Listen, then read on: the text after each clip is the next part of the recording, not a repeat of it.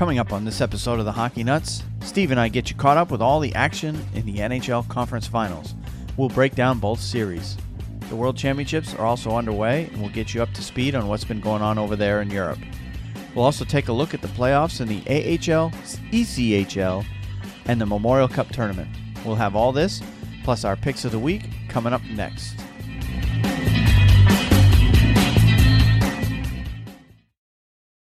This is the Hockey Nuts Podcast, Season 1, Episode 40, recorded on Thursday, May 18, 2017. NHL Playoffs, Round 3, Games 1, 2, and 3. Shut up and sit down.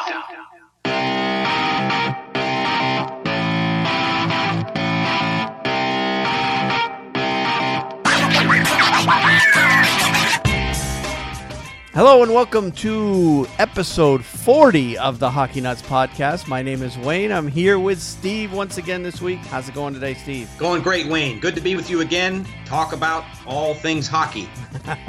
For our 40th episode, numbers are really piling up again. That is. We're actually starting to wind down season 1 of the podcast. As the NHL season winds down, so is our seasonal podcast. But we've got a lot to talk about tonight, even though the NHL is kind of starting to wind down a little bit. Well, in terms of number of games, the playoffs is winding down, but in terms of time, we're just barely halfway through. But we've got conference playoffs or conference finals to talk about. There's 4 teams left, and we'll get you caught up on all the games that have happened in the last week in the 2 conference final series. We got to talk about the World Championships. Those are starting to wind down as well. And as of the time we're recording this, it's Thursday evening. The quarterfinal has just been completed in the World Championships, so we'll get you all caught up there. And with the extra time this week, due to the fact that there's fewer games, we're going to have a chance to talk a little bit of American Hockey League, Canadian Hockey League, and ECHL, and get you caught up on everything going on in the playoffs there. But before we get going on that, we've got to get you caught up and remind you that there is several ways you can support the show. If you like the show, you can share it with all your hockey fans that you know. And if you have iTunes on your computer or device, we encourage you to subscribe to our podcast on those platforms and give us a review on iTunes, as well as give us any kind of ratings on there. Any kind of interaction in terms of iTunes is we greatly appreciate it, and we appreciate those who have done it in the past. And of course, both of us are active on social media as well, namely Twitter and also on Facebook. Steve's Twitter handle is sball504man. Mine is at Wayne Halley 9. And you can reach us on our Facebook channel at facebook.com/thehockeynuts, where we actually stream the recording of our weekly podcast live. So if you're watching us tonight on that, we appreciate that. And you can watch us as we struggle through and get the recording of the podcast. And you can interact with the show. We do encourage that as well. You can email us at feedback@thehockeynuts.com. And, of course, after the fact, we do upload the recording of the... actually, I'm starting to record both the audio and the video to the YouTube channel at thehockeynuts.com/YouTube. So you can actually watch us do the podcast, and then I put the finished product back up on YouTube as well in an audio format. I've read many different places that it's not a bad idea to put the audio on YouTube as well, because some people will put the YouTube on while they're doing work at their desk, and they can listen to the podcast that way. So that's why I decided to start putting the audio on there now. I just started doing that over the past week or so. And finally, if you want to support the show financially, there are different ways you can do that. Obviously the podcast is something that we do for fun, but it does cost money, and we appreciate anybody who can give us financial support. And the best way to do that is through our affiliate links on our website at thehockeynuts.com. Over on the right-hand side of our website, you can just click on the affiliate links, to Amazon or Hockey Monkey. And any purchases you make at either of those two sites after clicking those links, it actually won't cost you anything extra for your purchase, but a little bit of a kickback from those purchases do come back to us. And that helps us offset the cost of running this little program we've got going here. And then finally, we have, we're working on other ways to do more directly support, and those details are coming soon. So, without further ado, let's go ahead and start talking a little hockey. And first thing we need to talk about is the playoffs, the NHL playoffs. That's right. So that is correct. We are down to the 4 final teams left. And of course, if you listened to us last week and if you've been paying attention, you know that it's Pittsburgh versus Ottawa in the East and the Ducks versus Predators in the West. So let's start by talking about the Pittsburgh and Senators series. There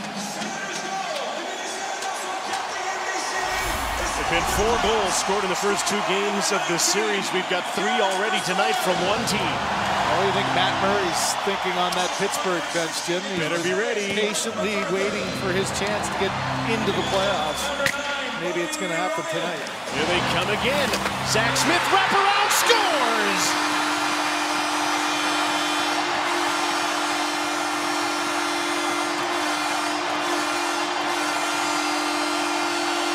Zach Smith's first playoff goal in 4 years, and it's 4-0 Ottawa. And that's going to be all for Marc-Andre Fleury. Yeah, there's the move as Murray's up and he's getting loose. And Jim, I think this is as much for Sullivan just to try to get his team a spark. Standing still, pucks in play, dump it in and go get it. No better example of good hard work as Smith off the glass behind the net, and he just beats his man. And look at the other side. Ron Hainsey's late, Gensel's late, and Fleury has no chance to get to the net. And this place is just blowing the lid off. As of the recording of this podcast, the Senators lead that series 2-1. Pittsburgh lost game 1, 2-1 in overtime, and then came back and won game 2, 1-0. And then the series moved to Ottawa for game 3, and that game was actually last night. And Ottawa just came out and destroyed Pittsburgh. I went to bed after the second period. It was 5-0, but the final score ended up being 5-1. Not that it made any difference. But the biggest story coming out of this, not only the trouncing of Ottawa over Pittsburgh on that, but Matt Murray made his long-awaited NHL playoff debut for this season anyway. So now we have a goalie controversy in Pittsburgh. Yes, and I wasn't sure why he came in, to be honest with you. And it turned out to be a bad move because he didn't play well, and Pittsburgh lost. Well, I think it was the fact that and you can't really fault Fleury for all these goals. Some of them they weren't his fault, but when Ottawa scores 3 goals in a 3 or 4 minute span, I don't remember the exact time, but they scored 3 goals very, very quickly there, and obviously the Pittsburgh coach had to do something just to jumpstart the team, and that's usually the first thing they do is. When they score a bunch of goals right in a row is yank the goalie and put in the backup. And, of course, when you got a guy like Matt Murray sitting on the bench, that makes the decision a little bit easier to do as opposed to somebody who's who doesn't have a 1 and 1A goaltender. Yeah. Well, I think this is Fleury's, I think it's his series. And his cup his playoff, his Stanley Cup playoffs for Pittsburgh, and I don't know. Listen, Ottawa finally came out and played a game.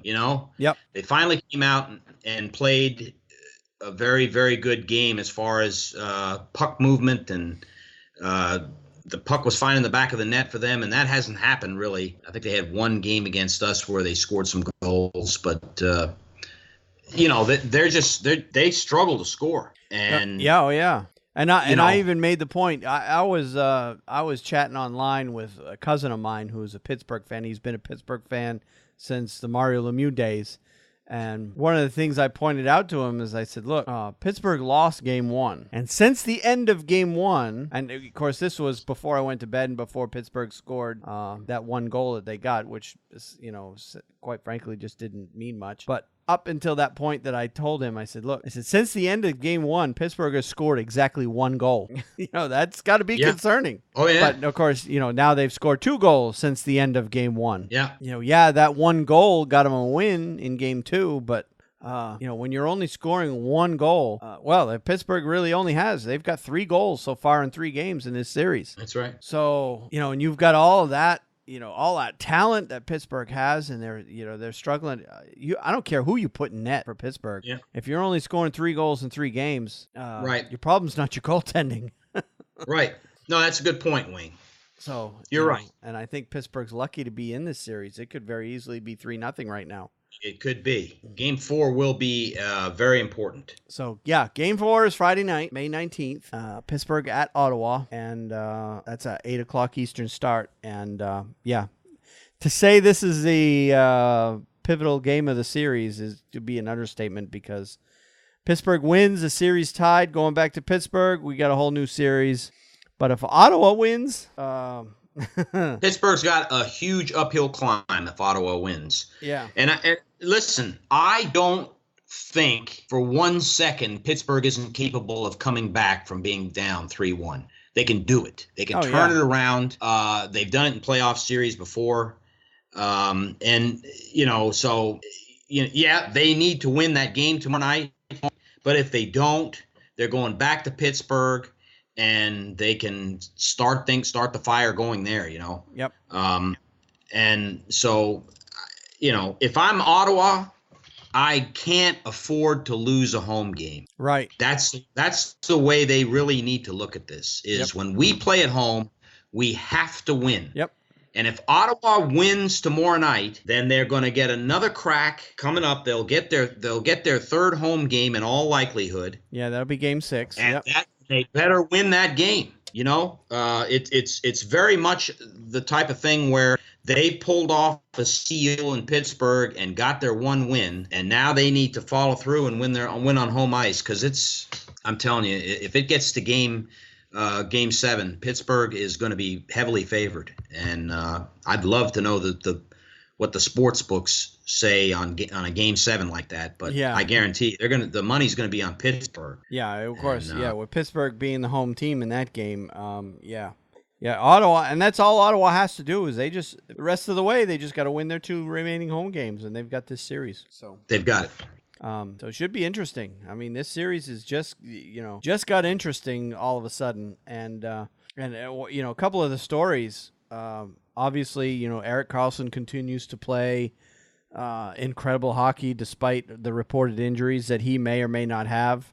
Everybody says he's injured. His foot or something, broken foot. Yeah, he had stress fractures, hairline fractures in the heel of one of his feet. I don't think it's both of them. Yeah, I tell you, Wayne, they showed him walking down the causeway after Game 6 when they beat the Rangers in Madison Square Garden. Yeah, they said he could barely walk. Yeah, literally could barely walk. Yep. So, and he's a hero, man. I mean, he is.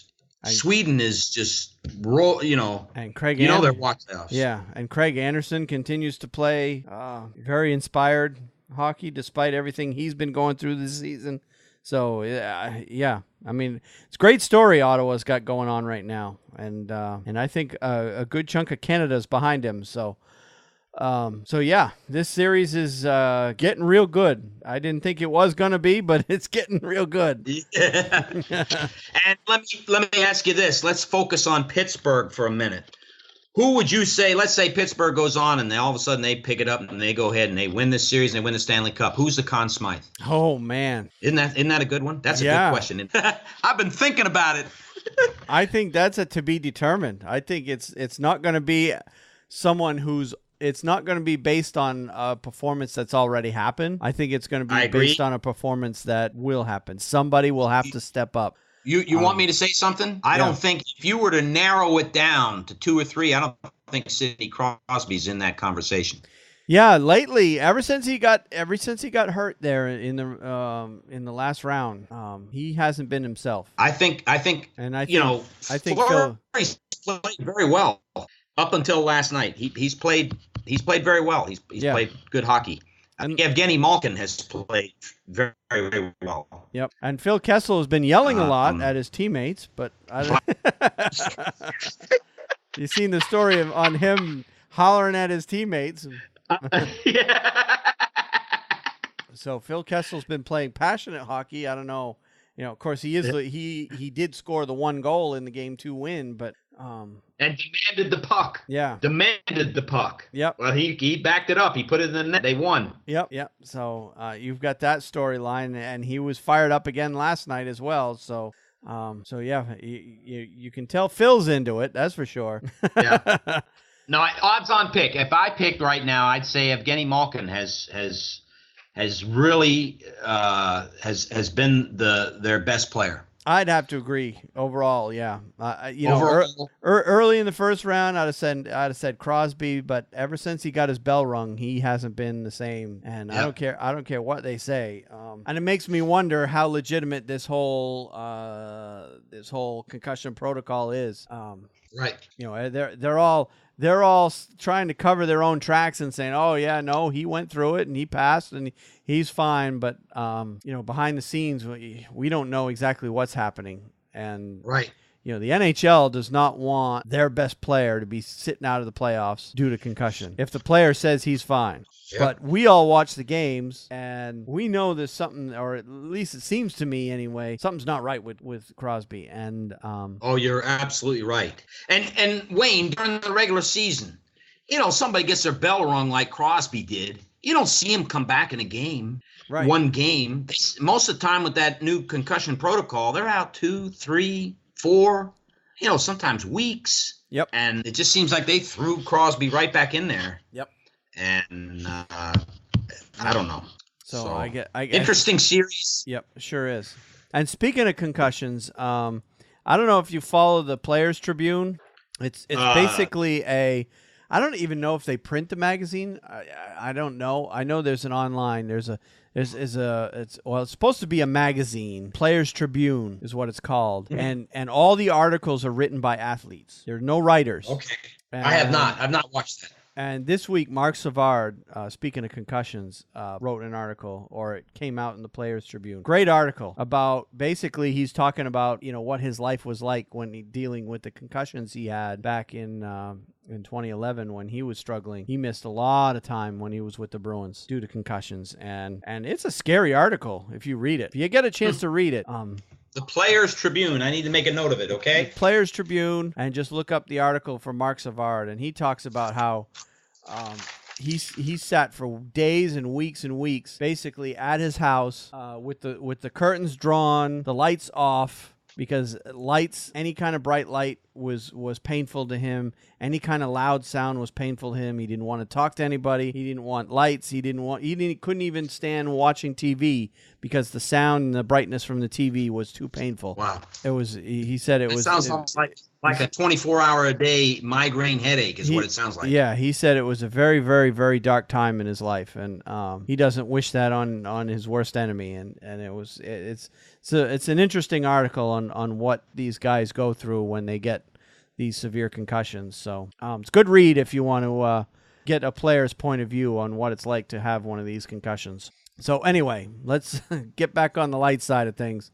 So yeah, I mean, Pittsburgh, Ottawa, we pretty much given our so-called expert opinion on that. So we'll go ahead and move on to the next series. That's the one out west, and this is the one I've been really enjoying. And this one's Ducks versus Predators.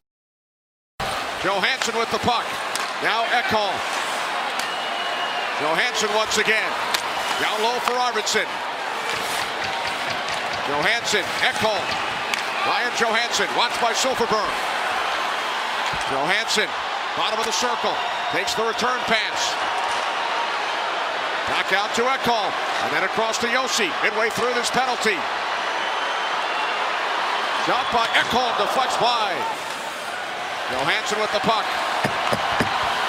Ekholm fires.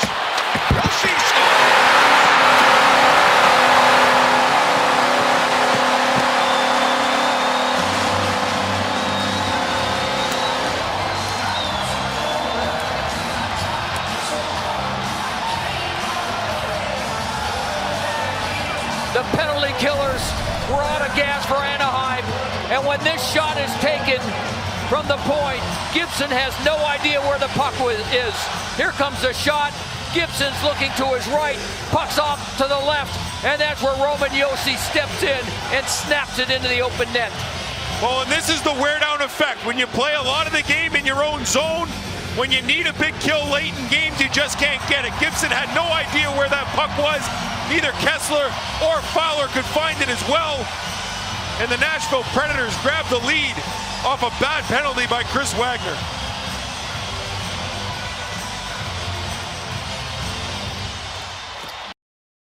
As of right now, we have the Predators leading that series 2-1. Game 1 and 2 were in Anaheim, and Nashville won Game 1, 3-2 in overtime. Then Anaheim came back and won 5-3 in Game 2. And then Game 3 was Tuesday night, just a couple of nights ago. Nashville won that game 2-1 in regulation. So now the Preds lead that series 2-1. Game 4 is tonight, as we record this, in about an hour from now, actually. Yeah. And that one is also in Nashville. And the one thing that is jumping out at me from this series is not even the play on the ice. It's the fans. Those Nashville fans. I can't get enough of those Nashville fans. Yeah. They are they are definitely the reason. They are so into it this year. Yes, they are. The Predators have literally they gain confidence just by getting on the ice and skating, because those fans provide them not only with the loud, boisterous cheering, but with a it's almost like a God, I don't know how to put it into words. It's not just the fact that they're loud. They have almost willed the team to victory. They have not lost in Nashville. Yep. And I don't know whether they will. Yep.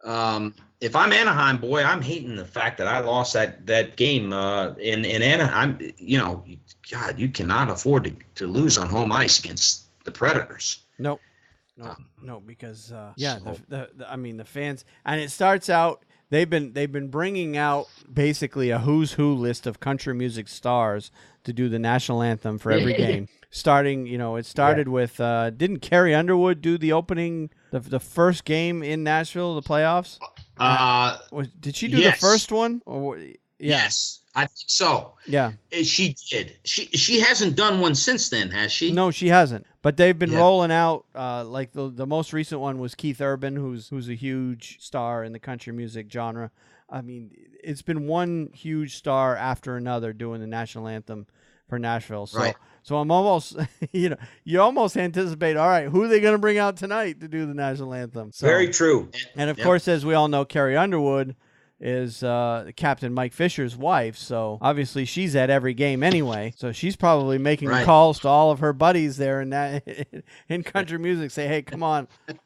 But no, the fans, I mean, the fans are excited for right from the national anthem right straight through. I think watching the game the other night, I could be wrong, but in the third period, I think everybody in the stands was standing. Certainly the last couple of minutes of the game, everybody was standing all the way through. Yes. So, makes it tough for us to see the boards, the puck along the boards on the near side because all the fans are in the way. But hey, I mean, they're into it, and you can tell if you're in that building, you're going home with ringing ears because of how loud that place is. Oh yeah, that place is deafening. But they are into it, and I know, and I've also seen a lot of fans that aren't fans of Nashville, that are anti-Montreal fans, are all on Nashville's bandwagon right now because they want to see PK get a cup and really stick it to Montreal. That's been a going theme that I've seen a lot on the internet too. Yeah, it sure is. There's a lot of Canadian fans pulling for Nashville. I can give you a little talk about that later on in the podcast. But yeah, the Montreal Canadian fans, a lot of them are pulling for Nashville. Yep. Anyways, interesting stuff. I'm all in with Nashville. I want to see them beat Anaheim so bad because I don't know. I just there's just not too many guys on that Anaheim team that I want to pull for because I mean you've got Ryan Kessler, you've got Corey Perry, who play right on the edge of playing hard and playing dirty. And, every once in a while, those two guys in particular will do something that just gets under my skin. They just, of course, the Ryan Kessler goes back to 2011 when the Bruins played the Canucks in the final. But right, I want to pull my question again for you. If Nashville goes on and wins the Stanley Cup, who do you think the Conn Smythe is? Right now, I'm giving it to Niemi. Not Niemi. Pekka Rinne. Pekka Rinne. That's a good one. Yeah, because I would have to agree with that. I mean, I agree with that. The rest of the team, they're just winning. As a team, as a good team approach. Every night, someone's stepping up in Nashville. Someone else is the hero every night among the players. So that's the great thing about that team. You never know who the guy is going to be. Some nights it's PK. Some nights Yossi got the game winner the other night. I mean, every night it's someone new for Nashville scoring the big goals. But the general overall, the common denominator is Pekka Rinne is just playing lights out of his mind. He has been since day one. And I agree. And right now, I'm giving it to him. I'd have to agree with that. I think Pekka Rinne is the Conn Smythe winner for Nashville should they win. Yep. If you look at on the other side of the coin, let's say, boy, I tell you what a game that would be if Anaheim is able to pull off a victory in Nashville. They'd be the only team to do it and the only game to have Nashville go down if they're able to do that. But if Anaheim's able to somehow come back in this series and win, who would you say is the Conn Smythe for them? Ooh, that's a good question. I think it's another case where it's to be determined. I don't think any one person has stepped up. I mean, I can't say Gibson because he's laid some eggs so far in this playoffs. Right. I can't say, you've got the trio of Kessler, Perry, and Getzlaf, who have been huge for them. But those are their go-to guys. So it could be any one of those three guys. I don't think anybody else on that roster has stepped up consistently enough to warrant that award. So. Right. It'll definitely be, if they somehow do it, it'll probably somebody who steps up huge in the final. Right. And who knows? It could be Gibson if he decides, or if from here on out he plays lights out, he could still win it for them. So it'll be very interesting if Anaheim is able to pull off that victory in Nashville. Maybe it doesn't happen tonight. Maybe it happens the next time they play there if there is a game 6 there. That really is powerful. That should carry over into the next game. And that's not good for Nashville. No. Again, in this series, if I'm Nashville, I can't afford to lose a home game. Just like in Ottawa. Yep. I got to win my home games. They pulled off the split with Anaheim in California. Now just win your home games, and this thing is over. Yep. But of these two teams, though, I think Nashville has a better chance of winning in Anaheim than Anaheim winning in Nashville. For sure. Very true. So Nashville does not have. Anaheim does not have the clout, the home court ice clout that Nashville does, or for that matter, you could probably say a number of teams have better home ice performance than Anaheim has. Yep. Yeah. So yeah, these series, we're only 3 games into each series, and now it's getting good now. It really is. Now it's getting to the point where you're going to see the boys separate themselves, the men from the boys, so to speak. Oh, that's true. From here on out. So it's like it is. Game 4 is another must win for Anaheim. If they don't win, they're down 3-1, and they're going to have to win 3 in a row, including one at Nashville. Yeah, Nashville. That won't happen. Nashville wins Game 4. I think Nashville's going to take the series. So Anaheim wins Game 4. It could go either way. It could still go either way. Yep. A lot of confidence from that. Yep. Very good. All right. Well, let's move on. We've got a lot of other stuff to talk about. First and foremost, let's get to some of the other news stories that have happened around the NHL. First and foremost, we got a list of signings that we need to get through. And most of these are obviously entry-level deals.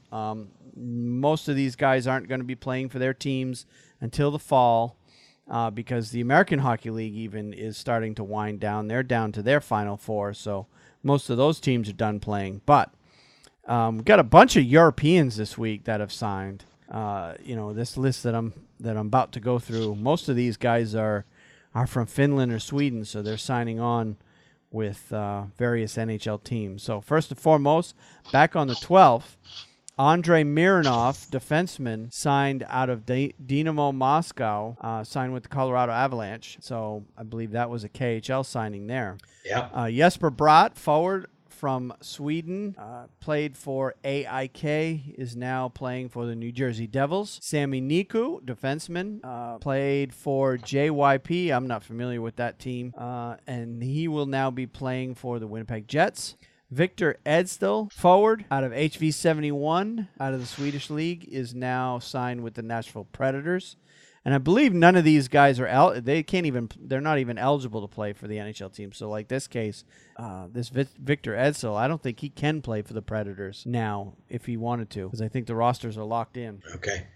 Taylor Radish, a forward out of Canada, played for the Erie Otters, is now signed with the Tampa Bay Lightning. Mario Kempe, forward, Vityaz Podolsk, is now signed with the Arizona Coyotes, another young player for them. Kali Rosen, defenseman, he played for Vaxio Lakers Hockey Club in Sweden, is now signed with Toronto Maple Leafs.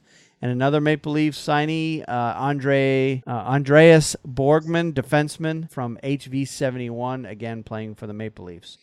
A couple of Canadians, Dylan Wells, goaltender out of the Peterborough Petes, is now with the Edmonton Oilers.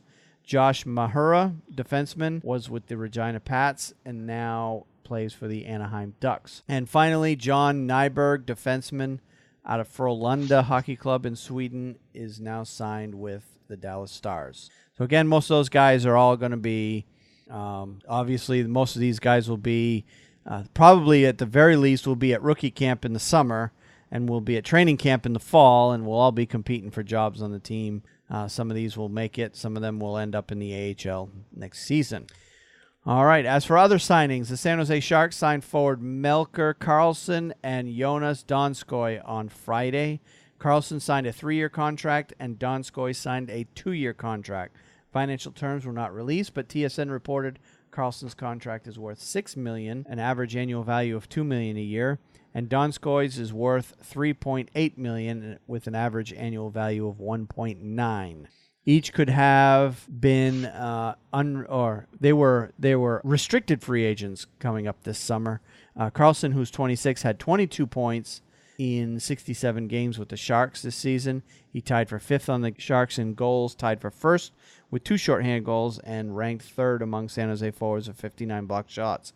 Donskoy, who's 25, who was selected by the Panthers in the 4th round of the 2010 NHL Draft, had 17 points in 61 games this season and has 53 points in 137 games with San Jose. So San Jose basically took care of a couple of their restricted free agents. Both these guys are 3rd, 4th line type players. Yep, depth guys. Yep. Melker Karlsson. Very cap friendly salaries, 1.9 and $2 million a year. So these are guys every team needs to have. You need to fill out the bottom part of your roster with these guys that are making $2 million or less, so that you can afford to pay the the big guys at the top of your the Joe Pavelskis. The Joe Pavelskis and the Joe Thorntons, yeah. Because I guess, this could be, think of it, this could be a play to make room for Joe Thornton. I'm not sure what San Jose's cap picture looks like. We'll look at that stuff closer once we head into the offseason. But Joe Thornton has made it pretty known that he doesn't want to leave San Jose, even though he's going to be an unrestricted free agent. He wants to stay there. So yeah. These 2 signings could be a way for San Jose to try to clear enough cap space to be able to keep Joe Thornton in town. So that will remain to be seen. All right, and in another signing that we had this week, we talked about Ben Bishop being traded last week in the podcast. Well, this week he signed a contract with the Dallas Stars. He signed a 6-year, $29.5 million contract with the Dallas Stars on Friday. And it was a bit of a homecoming for him, so to speak.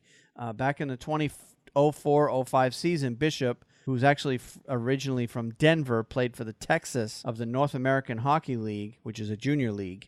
So that would have been a league he played in before he went to the University of Maine. And he attended Frisco High School, less than three miles from the Stars practice facility. He said, quote, "It had a lot to do with it, to be honest," Bishop said on Friday.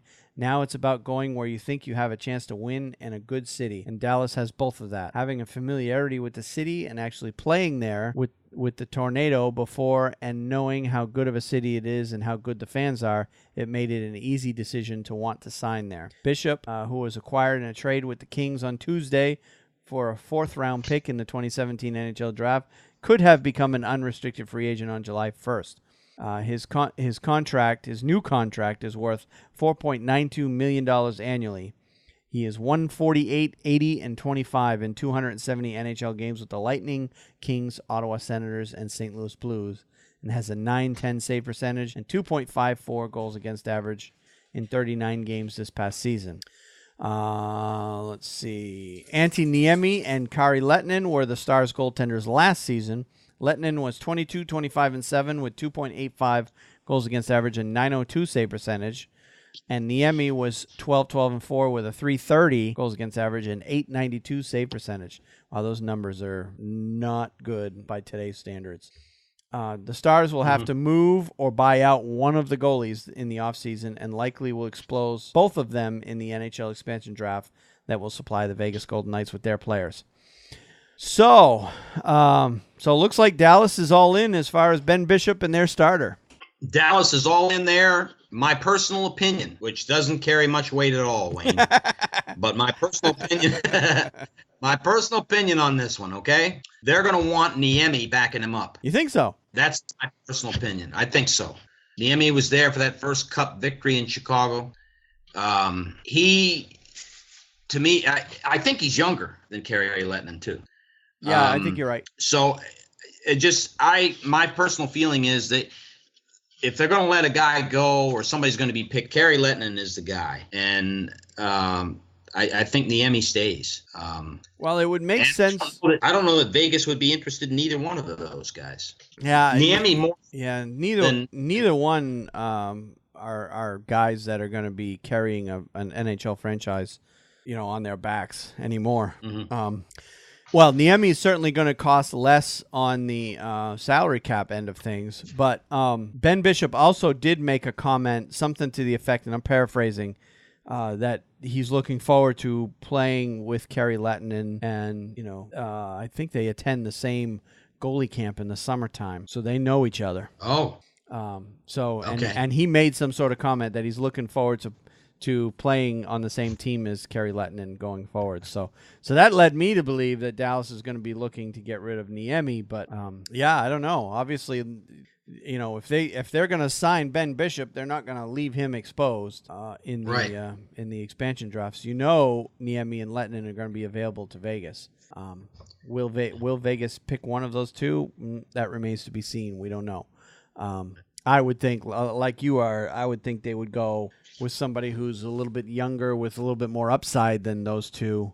We haven't analyzed who's going to be available yet, because basically right now every team is positioning themselves to try to get to a point where they're exposing as little talent as they can possibly get away with. And that's right. That's basically these moves. And I've been listening to some other podcasts, speaking of doing all these moves, and I've heard one or two guys in particular have been whining that why should teams be allowed to make trades when the playoffs are still going on? Meaning, Anaheim, Nashville, the teams that are still in are not allowed to make any trades right now because they're still playing. But all the teams that have been eliminated can do these kind of moves, can make these trades. They're allowed to do it because their season is done. Mm-hmm. And I've heard a few people whining that shouldn't be allowed. And I'm like, why? Your team's still in.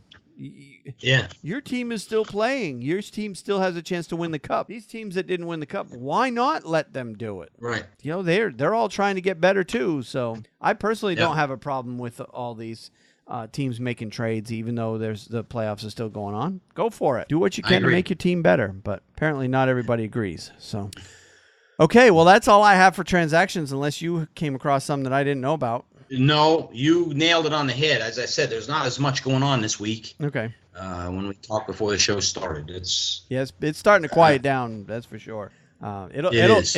Transactions will definitely pick up once the Stanley Cup goes, but as of right now, it's pretty quiet. All right, let's move on to injuries then. The only one I saw this week of note was Edmonton Oilers defenseman Andrei Sekera will miss the start of next season because of a torn ACL, GM Peter Chiarelli said on Tuesday. Sekera, who's 30, expected to have surgery on Thursday and will need 6 to 9 months to recover. Sekera was injured in the first period of Game 5 of the Western Conference second round after a hit into the boards by Anaheim Ducks center Ryan Getzlaf. The Oilers were eliminated by the Ducks in 7 games. Sekera had 3 points in 11 Stanley Cup playoff games and was 5th on the Oilers in average ice time of 21:10 per game. He had 35 points in 80 regular season games. Now, he's not your go-to offensive stud type defenseman, but the experience that he brings to that team, that's a big loss for them. It is, and Edmonton needs defensemen. Yeah. It's not like he's chopped liver. Right. He's a good defenseman, and they're going to miss that. They need that. Yep. He's a guy who can eat up a team that's. Yep. Pardon me. I said, yeah, he's a guy that eats up a lot of minutes for them. So he does, and like you said, he's an experienced veteran. Yep. That's a guy that Edmonton is going to need back as quickly as possible. Yep. So 6 to 9 months, that puts us into 2018 at this point. So we're probably not going to see him till January. Yeah. At this point, so must be a major rehab. Yeah. Yeah, he's going to be missing. About half of next season. So, but we say that, that's a long, long time. But 20 years ago, torn ACL, that was a career ender. Right. For a lot of guys. Yeah, he would never play again. I mean, 2 guys that come to mind being a Bruins fan, Cam Neely, Bobby Orr. Yeah. Can you imagine those guys this day and age with the knee injuries they had? They might have been able to extend their career. Oh, yeah. No question. But they've come a long way with the advancement of being able to rebuild knees and elbows, and they just can't figure out how to rebuild brains yet with all these concussions. All right. That's the only injury I had, unless you had. I mean, there's other injured players, but these are all the guys that are still playing. Everybody on every team's got several guys on their team that are playing through injury. Right. And we could give an injury report of each team and who's not playing and all that, but that's the only one that's out there that I'm aware of. Yeah, and like you said, every team. I mean, Pittsburgh's got 4 or 5 guys that are going to be missing time. We could go through that, but quite frankly, if you're following any of those teams, you know who your guys are, and we're just updating you on the big injuries that are affecting guys long term at this point. So, all right, well, let's move ahead to milestones, records, and honors, and I have one this week. David Poile of the Nashville Predators, Pierre Dorion of the Ottawa Senators, and Peter Chiarelli of the Edmonton Oilers were named finalists for the NHL's GM of the Year, or GM of the Year award on Tuesday. Voting was conducted among general managers, a panel of league executives, and print and broadcast media following second round of the Stanley Cup playoffs. The winner will be announced at the 2017 NHL Awards at T-Mobile Arena in Las Vegas on June 21st. Vegas sent its first signed player forward, Reed Duke, to Chicago after his junior season. I don't know why that was in there. So anyway, so we have and I think that's the last award that they've yet to announce, was the GM of the Year. That is the last one. Okay. I don't know of any others that still. I believe that's the last one, Wayne. Okay, good. So, details will all come out in the NHL Awards ceremony. And what time is that on the 21st? I believe. Do you remember? 7:30 p.m. is the time that 7:30. I've got. Yeah, and NBCSN will have the broadcast here in the U.S. Sportsnet will have it in Canada. So, all right. Now, as far as suspensions and fines, I didn't have anything this week, unless you found something. I didn't see anything. Not aware of any suspensions or fines that took place. Okay. I did not see anything on NHL Network. All right. So that moves us on to the last category in terms of NHL anyways, under the other interesting stories category. And the Vegas Golden Knights once again make the news. They announced on Tuesday that Chicago Wolves will be their American Hockey League affiliate next season. The expansion Golden Knights, who will begin play next season, will replace the St. Louis Blues as the Wolves NHL affiliate in 2017-18. The Wolves had been the affiliate of the Blues since the 13-14 season. American Hockey League affiliates play a significant role in the success of all NHL clubs, and we are proud to have the Chicago Wolves as our first in team history, Golden Knights GM George McPhee said. Vegas sent its first signed player, forward Reed Duke, to Chicago after his junior season with Brandon of the Western Hockey League ended. He signed a professional tryout April 7th, but didn't get into a game. Chicago had been the St. Louis Blues AHL affiliate, but that relationship will not continue. The Blues, however, will help stock the Wolves roster, although those players won't be allowed to play for the Golden Knights. The St. Louis will not have their own NHL affiliate this season and will assign its prospects to various organizations. Part of my comfort level is my relationship with the Vegas GM George McPhee.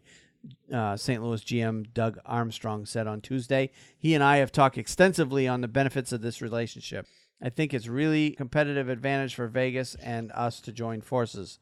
We can input some of our better prospects into their environment. The next step in Vegas building its roster will be at the NHL expansion draft. And then it goes on to details on how the expansion draft will work, but we've gone through that ad nauseum so far. So Vegas now has an American Hockey League team. And I think, Wayne, I'd like to interject here. The Chicago Wolves haven't been around that long as a franchise in the AHL. However, that's a good marriage. That's a good marriage between Vegas and Chicago. I think Chicago is a hockey town. They support the team. And let's forget it. Vegas is not going to get into a. They're just I could see somebody like the Bakersfield Condors. You'd see that happening. But they're going to be a much better community in Chicago in terms of hockey fans. Yep. The overall support of the team will be better. And I would hope that as a hockey fan myself, I've lived in Chicago, that Vegas takes this seriously and maintains their relationship there. They've got a perfect place with the Wolves. Yep. And I think that's a very good thing for that franchise. Yep. Remains to be seen. You see teams. You see teams switch their affiliation. It happens frequently in the AHL. Yes. It happens quite often. This is not something where How long has the relationship gone on between the Grand Rapids Griffins and the Detroit Red Wings? A long, long time. There has been. That's how you get a team, you stay with them in a good environment, and just reap the benefits long term. Yep. And Chicago's perfect for them. So I think that's a great thing. Yep. And I wouldn't put it out of the realm of possibility too that the American Hockey League, obviously, if this relationship is set up the way it is, it appears that the American Hockey League is going to continue next season with 30 teams. At some point, usually the American Hockey League likes to have the one team per NHL franchise. Right. So American Hockey League obviously will be looking to expand to 31 or even 32 if the NHL goes up to 32 at some point, which is likely to happen. You could see, there's a lot of different areas where they could put, an American League team. I know Portland, Maine is looking to get an American League team back in their building after the Portland Pirates left. For Vegas, though, I wouldn't be surprised if they took a look at, something a little bit closer by, like maybe, Salt Lake City. Mm-hmm. They were the host. They were the host of a Winter Olympics not too long ago, so they should have an arena ready to go right there. Who knows what they're going to do? I don't think Vegas is big enough city to have both an American League and an NHL team, but who knows? But on a side note, in terms, the American Hockey League didn't Vegas have it? What's that? Go ahead, I'm listening. Oh, I was just going to say. The American Hockey League regularly moves teams around anyway. They just moved a whole bunch of teams out to the West Coast there's 5 teams out in California now playing in the American Hockey League, and That's true. And they all just moved out there, and they're constantly realigning that league. They just announced earlier too. I don't know if it was this week or last week that they announced the realignment that they're moving Charlotte, who's our local American Hockey League team, from the Western Conference back to the East, which makes a whole lot more sense. That's true. So Charlotte will be playing in the Eastern Conference. Now that's great for us because we'll get to see the Providence Bruins come to town. We'll get to see the Rangers minor league team come to town. It's the Hartford Wolfpack. Yep. In fact, I believe they're in the same division. Both Providence and Hartford are both in the same division, so they're going to be coming to town regularly. And I don't know how far of a drive it is for you. It's about an hour and a half for me to Charlotte. You're even I'm a little close. You're a little closer than that. So I don't see us maybe possibly making some plans to go catch an American League game next year.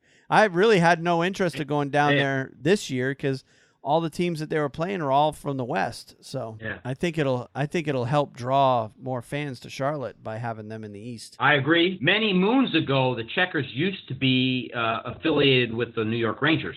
Yep. And over the years, that changed. But that was when they were in the ECHL, wasn't it? That's correct. Yeah. That's correct. Yes. Yep. So, but with the onset and the success of the Carolina Hurricanes, that became a perfect fit for them, and that's what happened. So, but you see that happening all around the NHL and the American Hockey League is they're trying to position to keep their American League team as close to their parent team as possible in most cases. Yes. And that helps avoid the situation where you have, you're having to put your equipment manager in as your backup goalie. That kind of stuff.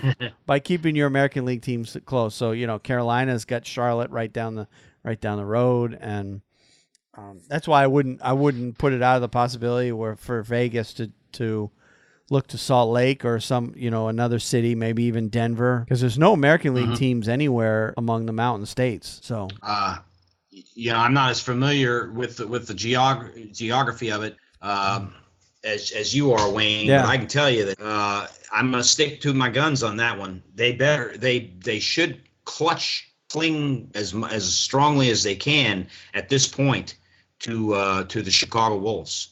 I understand that they could make it economically a lot better for themselves picking a team close by. Yeah. However, the hockey-friendly environment of Chicago lends itself well to the team. It is a good market. Going through its.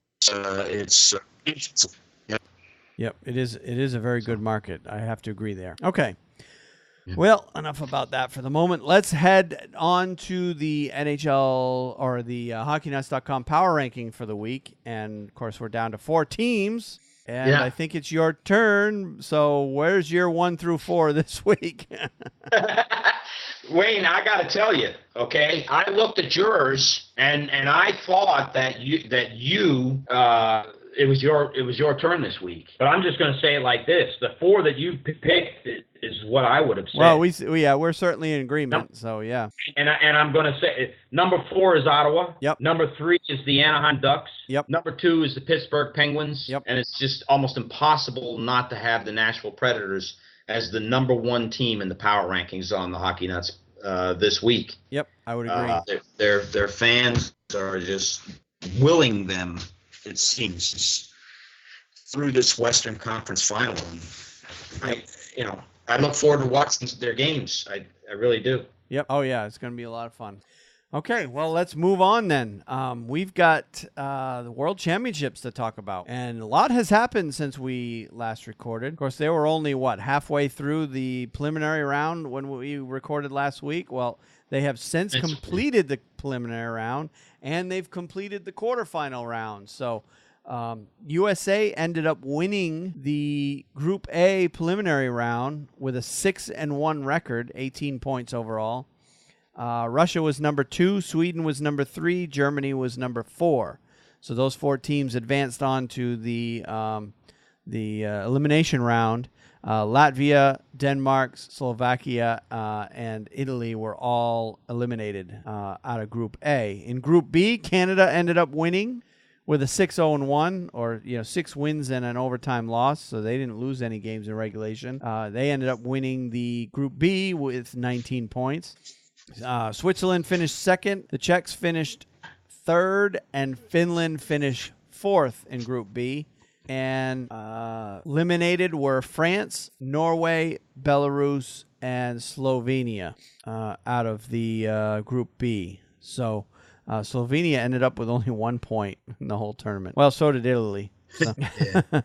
Not a hockey. Not particularly a hockey environment there, Italy. No.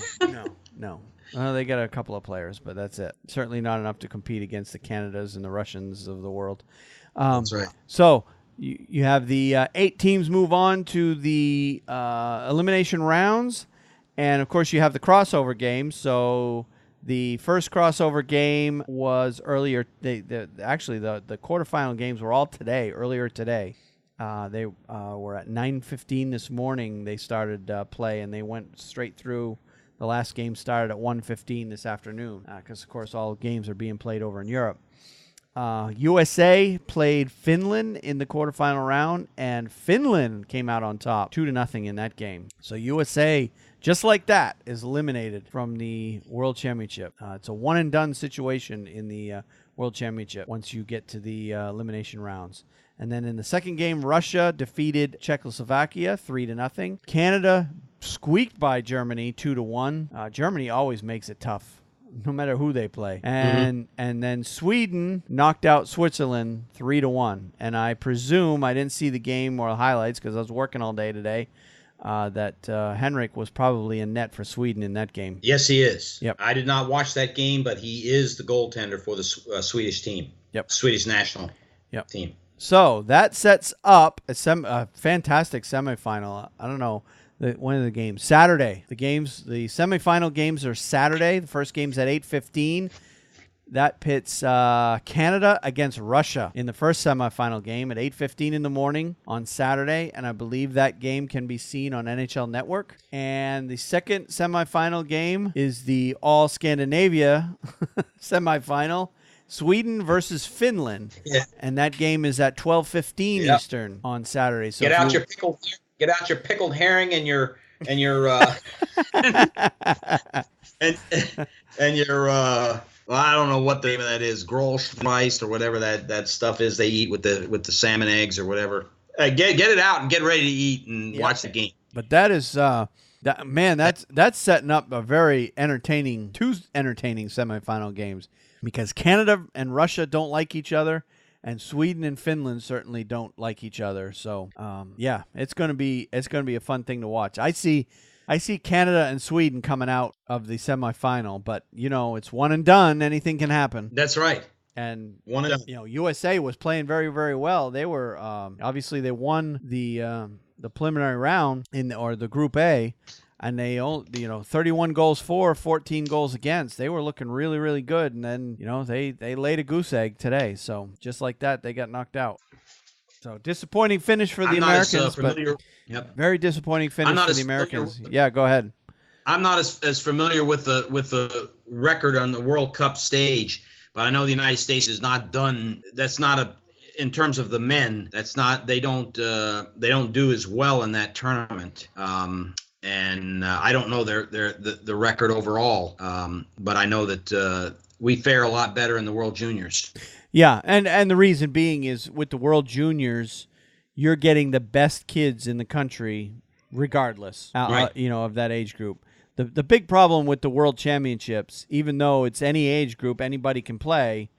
With the NHL playoffs still going on, essentially 8 teams in the NHL.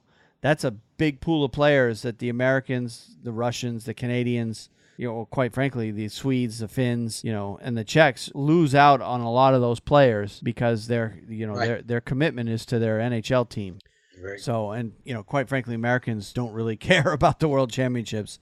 It's never been. They care about the Olympics, and they quite frankly, don't even care so much about the World Juniors unless you're, a true hockey fan.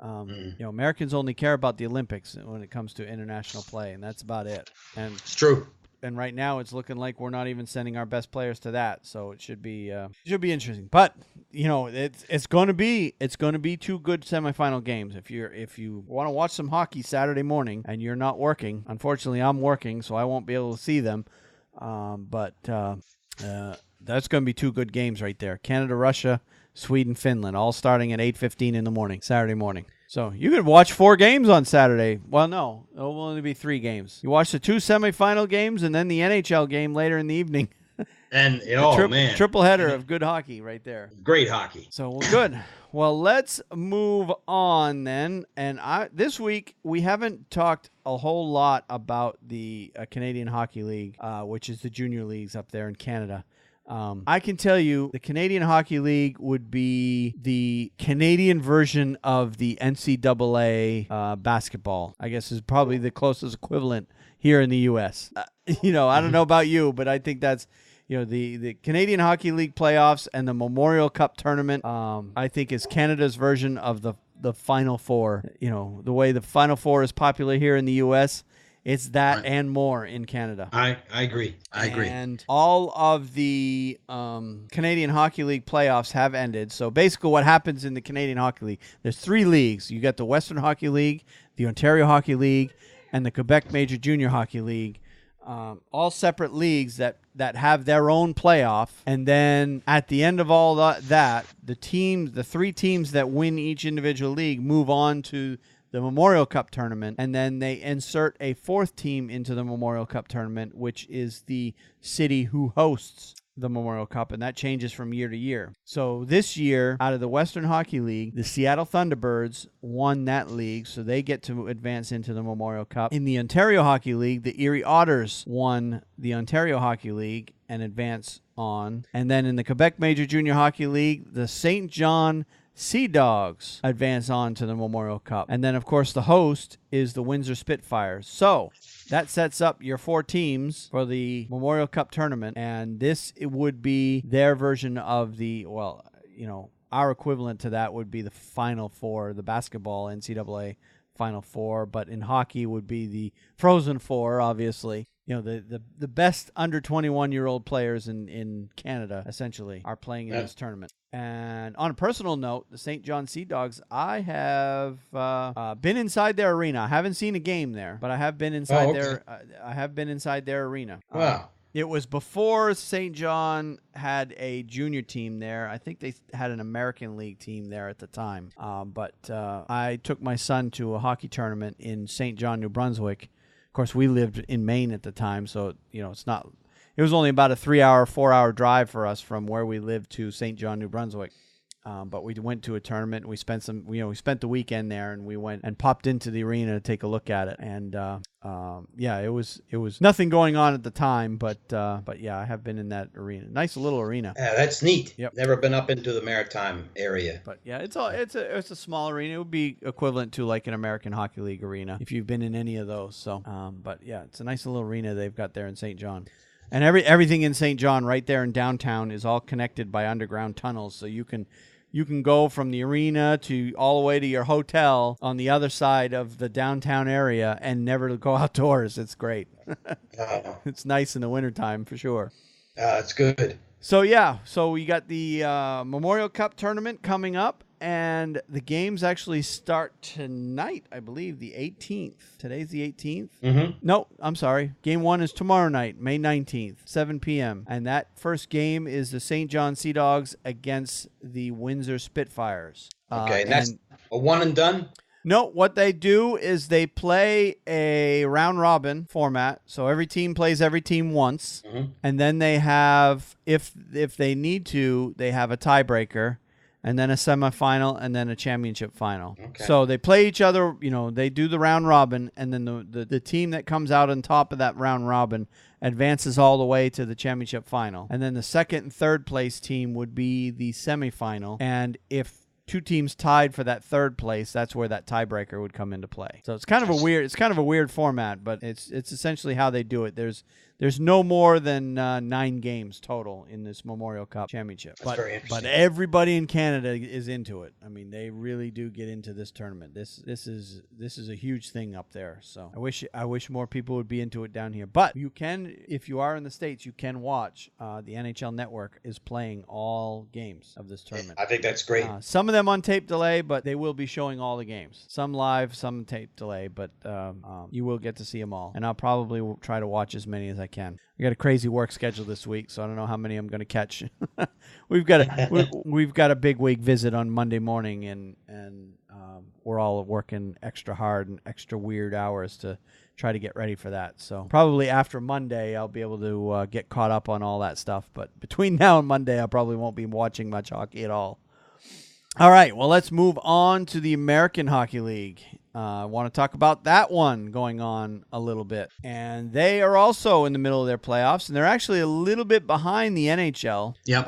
Not sure how they're going to get caught up. Usually they finish before the NHL finishes, but they are just now starting their conference championships. They haven't even played game 1 yet, so they're about a week behind the NHL. And in the Final Four, and the reason I kind of got interested in the AHL is the Providence Bruins. Yes. Who's obviously the Boston Bruins minor league team, has made it all the way to the conference final in the American Hockey League. Yep, congratulations to you, Wayne. So, and if there's a few guys we all know, and there's several guys on that team that spent a significant amount of time in Boston. Noel Achari, Sean Corrali, Danton Heinen, Tyler Randall. I don't know if he played much this year in Boston, but those other guys have all spent time on the Bruins roster. Anton Bleed, I know he played in Boston because I saw him play for the Bruins when they came here back in December and January. Peter Cehlarik, Austin Zarnik, they're all playing for the Providence Bruins. A guy who hasn't played for the Bruins yet, but will probably have a good chance of making the team next year, or a couple guys. Jake DeBrusk and Zach Senyshyn, 2 prospects that the Bruins are pretty high on. Zach Ronaldo's playing for Providence. Peter Mueller, who played he was a high-end draft pick years ago and was playing for the Bruins in training camp in the fall, but didn't make the team. Got assigned to Providence and has been playing there ever since.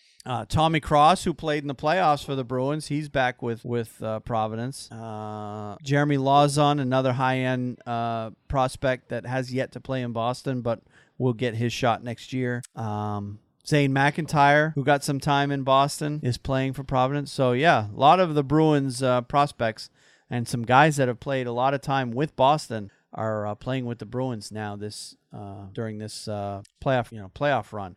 And they are going to be playing the Syracuse Crunch, who is the minor league affiliate of the Tampa Bay Lightning. Yep. So that is your semifinal in the East. And in the West, you've got, speaking of Grand Rapids, you've got the Grand Rapids Griffins, who's the Detroit Red Wings minor league team, playing against the San Jose Barracuda, who obviously is the San Jose Sharks minor league team. Yeah. So I just wish these games were televised. Yeah, that's the thing. I really like to. You can watch the games online, but you got to buy a package, and it's not cheap to buy the package for as few games as you get. So, but just keeping track of everything going on in the American Hockey League, going there, following along anyway, hoping because all these guys that are playing for these 4 remaining teams, even though it's not the Stanley Cup playoffs, it's still postseason experience. Right. So I think it can really help these young guys as they move on in their careers and head up into the NHL. Being in the American Hockey League playoffs, it's still playoff experience. Yes, it's not NHL, but it's still playoff experience nonetheless. The feeling should be the same. Just the crowds are smaller. That's the biggest difference there. So yeah. And the Providence Bruins, of course, got there by knocking off the defending champion, Hershey Bears. I know they've won it quite a few times recently. Yeah, I thought it was the Monsters, the Lake Erie Monsters won it last year. Oh, okay. The gentleman that's the coach out there, Jared Bodner for the Colorado Avalanche. He took the job after Patrick Roy left. He coached the Lake Erie Monsters. It's Cleveland. Oh, that's right. Cleveland won it last year. I think Hershey was the year before. And I'm trying to find. It doesn't have it. Yeah, it doesn't have it readily available. Trying to find the past championship teams. There it is. Yeah, last year was the Lake Erie Monsters. They beat the Hershey Bears in the championship. So the Hershey Bears did get there. The year before that was Manchester Monarchs. The year before that was Texas Stars. Oh, God, I'm going way back. 2009, 2010, and 2008, 2009, the Hershey Bears won it 2 years in a row. It shows where I've been. Yeah. And then they also won it in 2005, 2006. So yeah. Providence. Hershey, of course, Hershey's kind of like the Montreal Canadiens of the AHL. They definitely have more titles than anybody. They've been there a long, long time. Yep. Yeah. I don't know how long they've been affiliated for the Washington Capitals, but... Well, over the years, the affiliations have changed. Yeah. Well, the Hershey Bears, just to give you an idea, I'm looking at the history. They won their first championship in 1946-47. Isn't that something? God. They beat the Pittsburgh Hornets in a 7-game series, 4-3. It's something else. Yep. So, yep. It's the American Hockey League's got a nice long history. You know, the best thing about the American Hockey League is the ticket prices. They're a lot cheaper than the NHL. Yeah, and if you have a good arena, and I'll tell you right now, the Charlotte Checkers Arena, it's the Bojangles Arena, the old Charlotte Coliseum. Unless they worked out a deal, and they may have, to get in Time Warner Cable Arena, where the Charlotte Hornets play. I don't know that they've done that, but they may have. They may have worked out that deal. They deal. used to be in that arena. They used to be in Time Warner Cable, because I've only been to one Charlotte Checkers game, and I went during the last NHL lockout when they played the Edmonton Oilers farm team, the Grand Rapids, not Grand Rapids. They were Oklahoma City at the time before they moved out west. I went to one game, and it was at Time Warner Cable Arena. And it was kind of a weird setup. They was set up very similar to the way the New York Islanders have their arena. Like the seats at one end are folded because that arena was built for basketball for the Charlotte Hornets. The Charlotte Hornets play there. So, so you got the seats folded up at one end, and because of the fact that it's American Hockey League, they weren't even using the upper bowl. They had curtains down to cover the upper bowl seats, and they were only selling tickets in the lower bowl. But they have since moved out to Bojangles Arena, or the old which is much more hockey friendly place. Yeah, it was. Well, that place was built more for hockey. They had a team. Well, the original Charlotte Checkers, when they were in the ECHL, played in that arena, didn't they? That arena's been there a long time. Right. Yeah. Long time. Yeah. So yeah, I'm looking forward to. I'm going to make it a point to go to a game next year. Probably when Providence comes to town, but for sure, I'm going to try to make it to a game next year. Now that they're in the Eastern Conference, so good. Well, let's take a look real quickly at the ECHL playoffs, and that playoff is also in the middle, and they're pretty much right at the same point where the NHL playoffs are at. Yes, they are. They're in their conference final. Right now, the Manchester Monarchs are playing the South Carolina Stingrays in the, I would assume that's the East. Yeah, that's the Eastern. That's the East, right. Yeah, the Eastern Conference. And Manchester Monarchs, who actually used to be an American Hockey League team, they are leading that series 2-1. Yeah, the Monarchs moved out west. They were one of the teams that moved out to California. And then Manchester brought in an Eastern ECHL team there. So that's a good thing. Oh, somebody threw a decoy duck onto the ice in Nashville. They're going to wring its neck. Yep. And in the other semifinal or conference final, whatever you want to call it, the Toledo Walleye is playing the Colorado. Is it the Colorado Eagles? Yeah. Eagles. That's correct. Yep. So I'm not as you can tell, I'm not as familiar with the ECHL, but yeah, they're moving right along in their semifinal series. And right now, Colorado is leading that series 2-1, and both are 7-game series. So we'll just keep an eye on both of those leagues as they get closer to the completion of their season as well. Now, I think we're at the point where we're at our picks of the week, unless you have anything else you want to add. No, before we do our right. picks of the week. All right. Well, I will go ahead and let you do your picks of the week because I like that story. Okay. I will go first, and that way I can hear yours. Yours is a good one, Wayne. Last week, quite honestly, this is an interesting story, and this will give us some fodder to talk about, at least. And seeing as we have a Canadian team in the finals, you don't see that every year. In fact, I'm trying to think the last time may have been the Vancouver Canucks in 2011.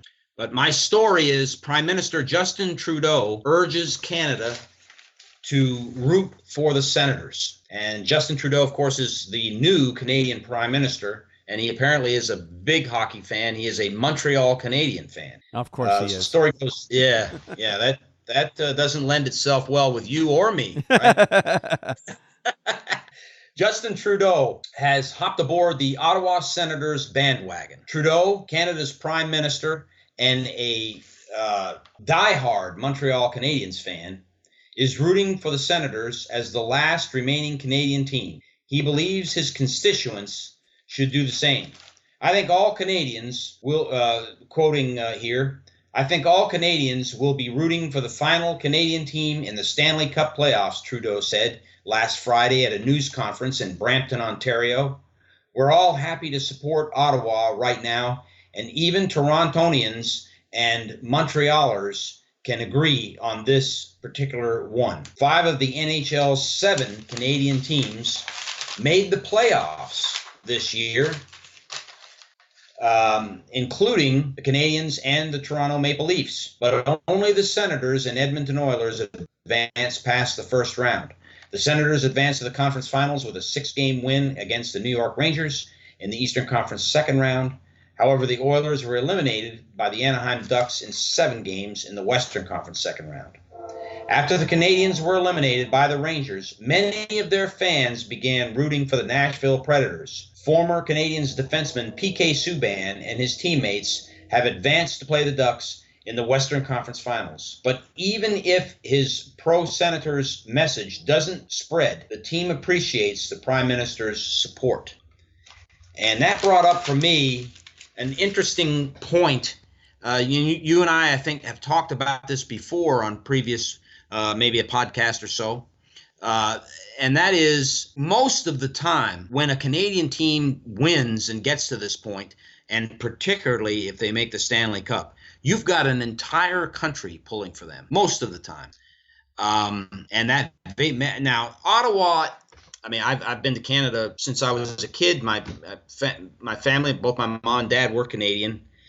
Ottawa does not have that following that the Canadiens, the Montreal Canadiens, or the Toronto Maple Leafs have. No, and not at all. To a certain extent, Vancouver has got quite a large following now. Yep.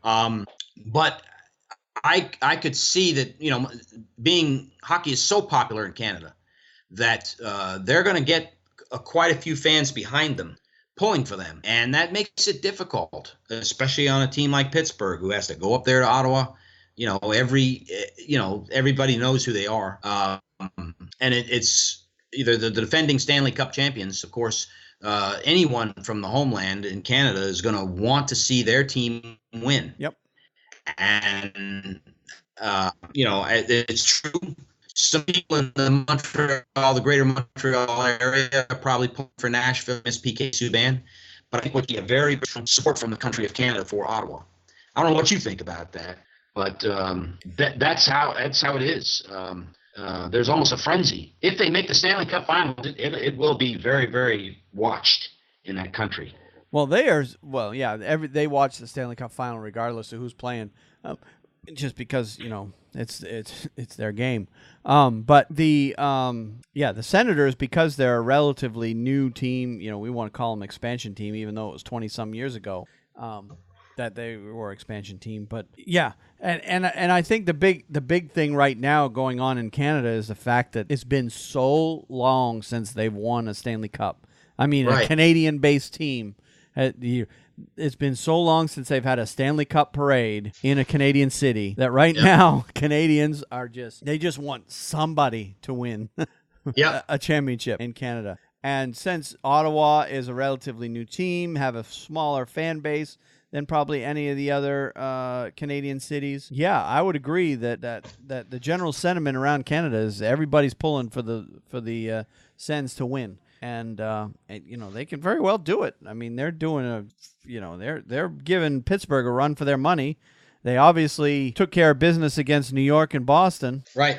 If they can beat those two teams, they can. New York is no easy team. They're a good team. I would venture to say they were a better team than Boston. So, they can knock off New York. They can knock off Pittsburgh, especially with all the injuries they have, and then go on to the final, and anything can happen. I mean. Anything can happen. That's right. This year has been so unpredictable when it comes to, what teams are advancing. I mean, who would have ever predicted that Nashville would beat, never mind sweep, Chicago? That's true. And that happened. So, So Canada is all in for Ottawa at this point. That's right. And I think quite a few people are following it from Canada. So. Yep. And, people in Canada love Justin Trudeau. He's a very, very popular prime minister up there. Yes, he is. He's certainly way more popular to them than our leader is for us. So, but we won't get into that in this podcast. We're not even going to go there. We're just hockey fans, Wayne. That's right, hockey fans. We don't care what happens in politics. That's right. So, all right, well, let's move.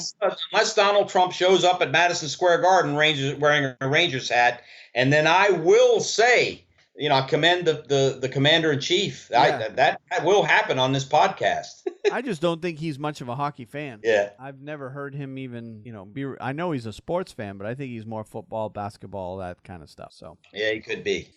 All right, well, let's move on to my pick of the week. And when I saw this story, I'm like, you know what? This is just another example of an NHL player doing something behind the scenes, doesn't want any publicity, and just trying to do something nice for somebody who, he feels deserves it. But unfortunately, the people around him ratted him out. So the story's about Patrick Kane. The story reads, Patrick Kane's support for the U.S. military apparently is first class.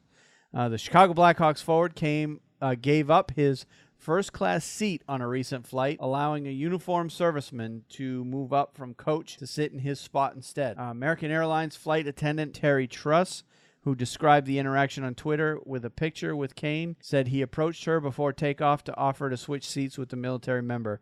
He said, there's a soldier on this flight, Truss told WBBM Chicago. He said, I would like for him to sit up front, and I would like to give him my first-class seat, and I'll go to the back.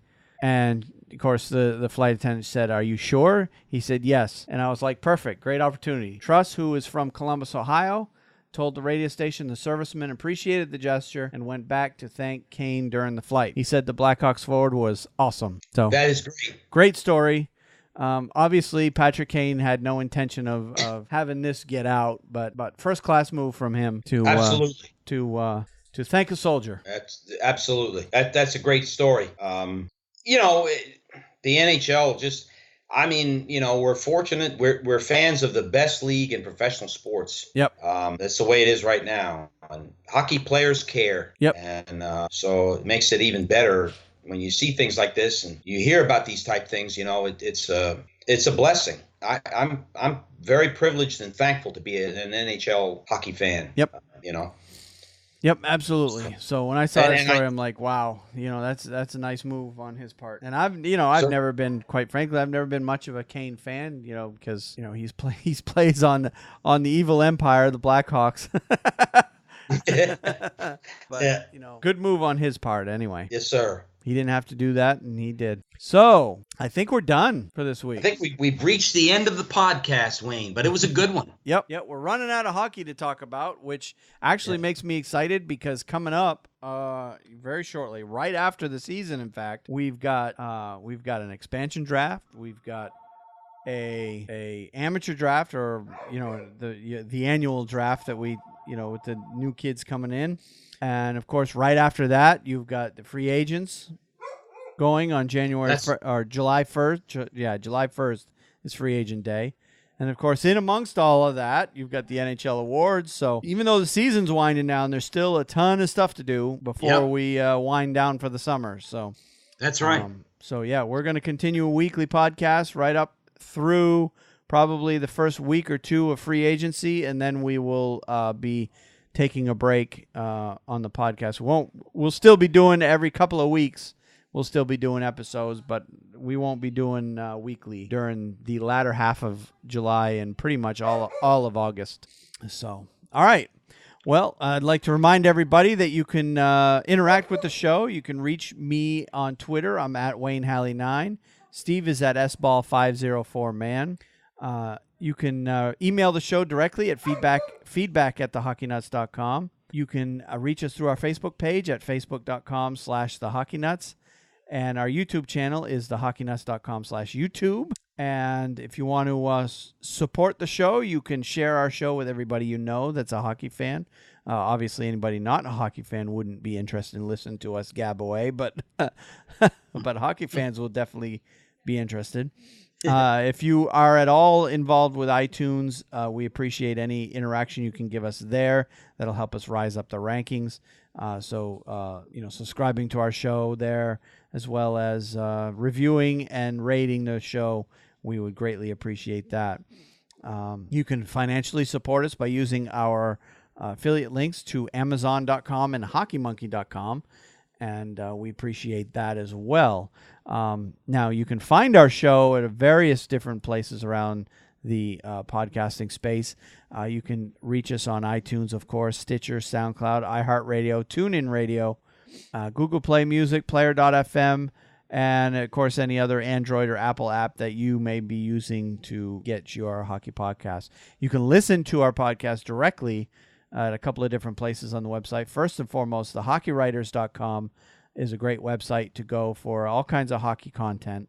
Not just podcasts, but they do have a podcast channel where they've grouped a whole bunch of podcasts together under one page, and you can find us there. You can also listen to us right directly on our website at thehockeynuts.com. So, Steve, unless you have anything else to add, we're going to go ahead and wrap it up. I think you hit the nail on the head again this week, Wayne. Great to work with you again, and I look forward to getting together with you again next week, next Wednesday night. Yep, next scheduled stream. The last couple of weeks we've done it on Thursday, just because our schedules haven't lined up accordingly. But next week, our tentative recording date is back on our normal Wednesday schedule. Permitting, which things should quiet down at my store after this weekend. So I expect that we should be able to do our normal Wednesday night recording once again next week. So, and by then, unless of course these two conference finals, because I think 2 weeks ago we postponed it till Thursday because we wanted to talk about Game 7s. Right. If that happens again next week, we may do the same. I haven't looked at the schedule to see where all the games lay out, but we may be in that case as well. So if in fact Game 7s are on Wednesday night, I don't have the schedule in front of me. I can actually look real quick. Yeah, Game 7 is Wednesday night, May 24th in the West. Game 7 is Thursday night, May 25th in the East. So depending on how the series lay out, we may postpone the recording by a day just so that we can talk about the conference finals in their completion. Right. So right now we're tentatively scheduled for Wednesday, but it could be postponed to Thursday, depending on, obviously. Stay tuned, I guess.